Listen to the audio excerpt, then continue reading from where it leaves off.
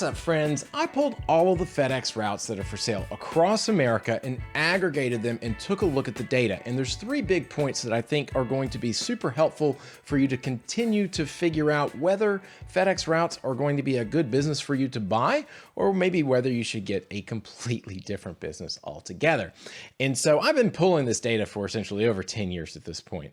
And it's good to be able to keep a general pulse on the market to see where we are. And one of the things that I noticed is that the valuation multiple has dropped. So it used to be that we would see routes sell for 3.8, 3.7 times the net income, the annual net income.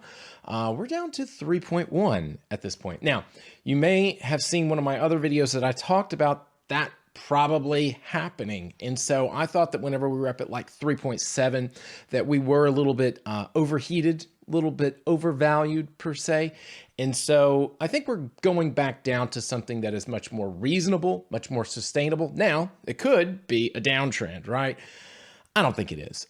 It could be, right? I don't know the future, but I don't think so. I think 3.0, 3.1, these are good valuations for what a FedEx business would look like compared to another business that also is going to be selling for 3.0. And so I feel pretty good about where we are right now, but I think that's an important thing to see in terms of whether we do end up on a downtrend or not in terms of the valuation. Second thing that we saw is the number of routes for sale. So the number of routes is pretty high. It's like 497 routes for sale across America.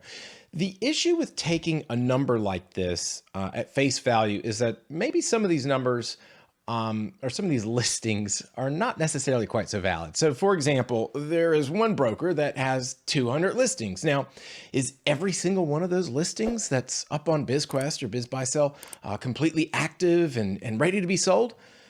Maybe not, right? Now, maybe they are, but maybe not. And so like if a listing does sell, or let's say a seller decides that he doesn't want to sell anymore, like that broker might not be super motivated to take that listing down because he's still getting data. He's still getting potential buyers, people that are inquiring about the route. And so the next listing that he gets, he's got this huge buyer pool from all the people that were interested in some of the listings that had just sold or whatever, right?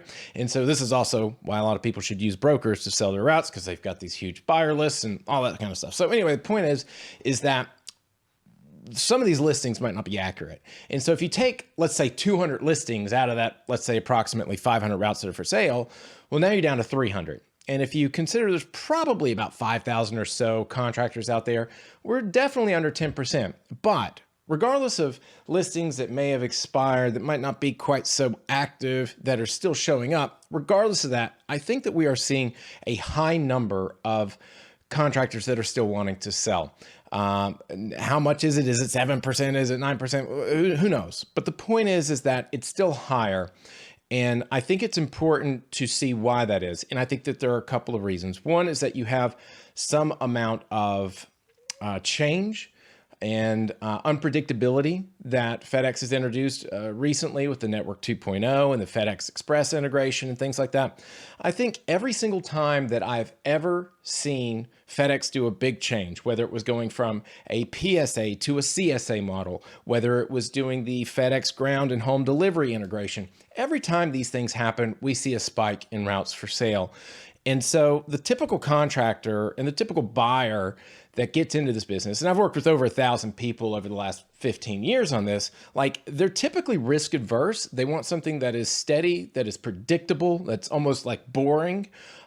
When you start to have a lot of changes, people say, I don't like this, I'm paranoid, I'm nervous, I'm risk adverse, and they just want to sell. Now, whether they're selling for a good reason or not, that's debatable, right? But the point is that when we do see changes, when we do see risks start to introduce into this business, we do see contractors want to sell around that time. So I think that that's part of it. I think the other part of the amount of people wanting to sell is the amount of people that kind of come into this business, do some quick Googling and research online, maybe listen to the broker only, God forbid, and then they say, hey, this is a good business, I want to buy it. And then they realize it's not for them. They thought that they could keep their job, only have to work 5 hours a week, that it was stress-free and effortless and all this kind of stuff. They get into it and they realize, hey, this business is profitable.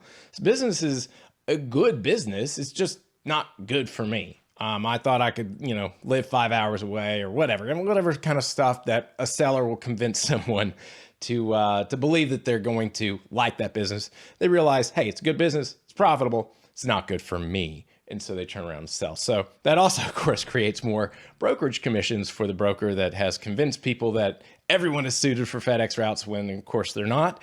And then you get more and more and more of this churn, which creates more and more commissions. So kind of a vicious or virtuous cycle, depending upon what side of the equation you're on. But the point is that when we see the amount of routes that are for sale, I like to take a look at those three big criteria, or three big variables, which is what is that valuation?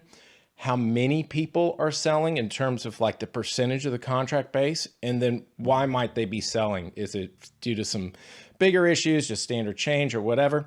And again, we may be on a downtrend in terms of that valuation multiple. We'll have to find out. But right now, I think that these are good things for you to be able to see and know about that will hopefully help you determine whether FedEx routes are worth evaluating further, or maybe you should just try to look at a different business altogether. So anyway, hopefully this helps. Take care. Talk soon. Bye-bye.